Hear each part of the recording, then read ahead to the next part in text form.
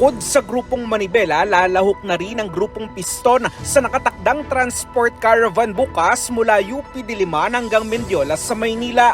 Ayon kay Modi Floranda, National President ng grupong Piston, target nilang mahigitan pa ang bilang ng lumahok sa malawakang kilos protesta nitong Desyembre na umabot ng ilang daang jeep at libo-libong tsuper at operator. Batid sa kaisahan sa pulong ng Piston at Manibela ay bukas magkakaroon nga ng isang malaking protest caravan. Hindi siya transport strike, kundi isang protest caravan. Sa atin ay ini-expect po natin na mas malaki yung mapalahok natin ngayon or maabot natin yung tulad nung naganap nung December 29, na halos umabot tayo ng 362 na mga sasakyan at halos umabot tayo ng mga 6 o 7,000 na mga driver at mga commuters. Ito'y upang ipanawagan sa Palasyo ng Malacanang na payagan sila muling makapag-renew ng prangkisa, makapag-renew ng sasakyan at muling makabiyahe. Lalo at lumalabas sa anya sa pagdinig ng Kongreso na tila hindi handa ang Transport Department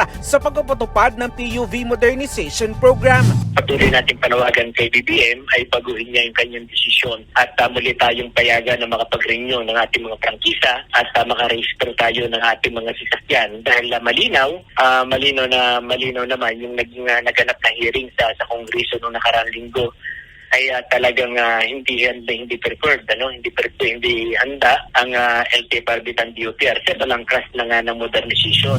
Una nang sinabi ni Marval Buena, presidente ng grupong Manibela, na bagamat hindi ito tigil pasada at isa lamang transport caravan o malawakang kilos protesta, inaasahang aabot ng 10 hanggang 15,000 ang lalahok sa protesta.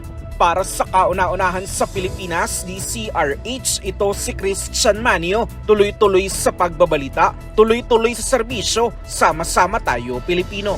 MBC Network News.